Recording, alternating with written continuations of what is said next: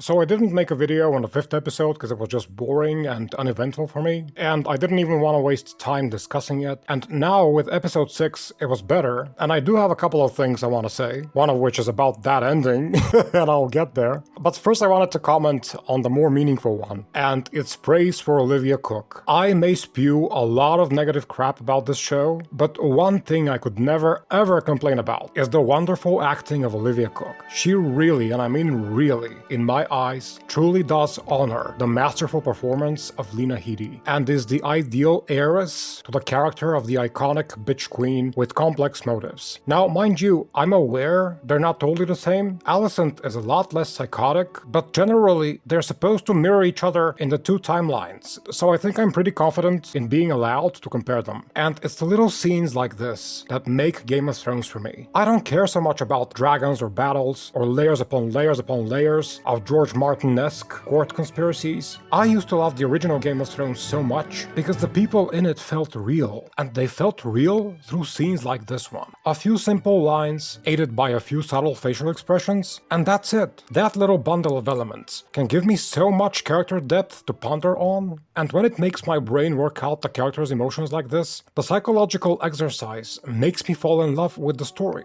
This is what I care about, not about stupid special effects or shocking deaths. I just love this little dialogue so much, like, what's my baby like? Is he grown? Does he write? Does he read? Does he fight? What kind of person is he? And in her eyes, you can just see she's basically just asking with fright if her child is as shitty as her other sons. And her brother just sees this, he feels what she actually wants to know, and then he just goes, he's kind, you can relax, he's a good person, you've created some good as well. And the look in her eyes when she hears this little slow blink of relief that she gives, as if her eyes are almost slightly watering, but she still keeps the emotion in. I love this so much, and it's like she says a big thank you to her brother for telling her what she needed to hear without having to say it outright. And maybe I'm reading too much into this, I don't know. I just know that I love it, and I love Olivia Cooke. And it brings back so many memories from Game of Thrones that it makes me want to cry. It specifically reminds me of that wonderful scene of Cersei mourning Marcella and saying that Marcella was such a good and wonderful person that she has no idea where she sprang from, and she wonders how the hell a monster like herself ever managed to biologically produce such a beautiful human being like her daughter. And as psychotic a character as Cersei was, scenes like this one made me feel for her. And it's not because they made me forget she was a psycho, but because at the end of the day, an actual psychopath does not possess the ability to feel remorse. And this scene proved that Cersei did feel remorse, even if she barely showed it. She acknowledged that she was a monster. And not just because people told her she was judging by her own opinion, within her own self. Cersei Lannister possessed a moral compass that told her that she was a monster.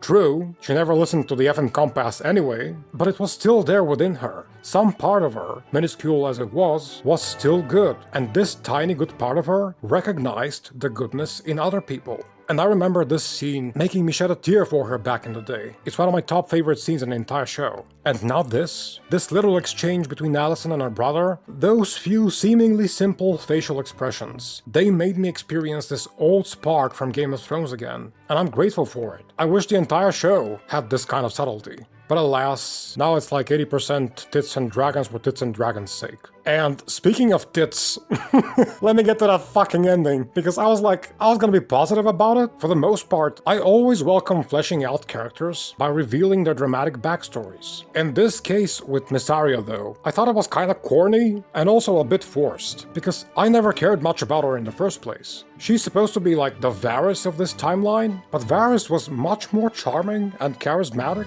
and mysterious in his mannerisms, so from the very beginning, he seemed like the kind of lovable snitch that was always fun to watch. But Miss Arya? I don't care about her. She's neither imposing nor mysterious, although I guess that's subjective or whatever. If you find her compelling, that's fine by me, it's just that I don't. And the character that I don't care about, if they give me their tragic backstory, I wouldn't care still. I have to be invested in a character in order to give a damn about their drama. But even so, imperfect as it is, I was fine with hearing her backstory, and I thought it was a nice bonding moment with rhaenyra. And with rhaenyra, it was even more special because she's supposed to be this cold and calculating monarch, holding her human nature and emotions back for the sake of the realm. And then she fails and cracks out of her queenly shell because she's just as human, and the two of them just hugging it out as equal humans outside of their social norms. I thought it was so sweet. It was as if Elizabeth II just broke her stupid protocol and went in and bear hugged a random crying person in the streets. And then, just as I said to myself that it was a beautiful moment, I was like, wait, they're starting to sniff each other? Wait, what the fuck is happening? Oh my god, is this what I think it is? And then they just started eating each other's faces. And I broke into a hysterical laughter because it was like so fucking stupid. This is like taking the tits and dragons element from Game of Thrones and magnifying it by 200%. And mind you, I'm not ranting because they're lesbians or bisexuals or whatever. I'm gay myself. Please, give me as much representation in film as you can. But why? Why the fuck do you always have to make such a sharp turn towards it being sexual? It doesn't even look like a natural hookup to me. I'm not gonna just start French kissing a person with whom I've only had like a few conversations, most of which were strictly work related, and only one of which was a couple of minutes of sharing. At this point, the most that I'd have done is like hold hands with the person or lean on their shoulder and stay like this for some time. Something intimate and sweet, reflecting on your growing closeness with the implied potential of it developing into something more physical. But Jesus Christ, this looked like they would have started to have sex if they weren't interrupted. And mind you, before you say I'm judgmental, I've done my fair share in the slut department of one-night stands. I have nothing against that either. But the sex that nearly happened in this scene didn't look like the one-night stand variety either. They were presented as bonding sexually on the basis of deep emotion. And the giant leap from one short moment of first-time sharing to suddenly jumping into emotional sex is just unrealistic to me. But who knows, maybe I'm emotionally crippled. So let me know in the comments if you had the rhaenyra/Mysaria type of a hookup. Oh my god, I just imagined their equivalents. Imagine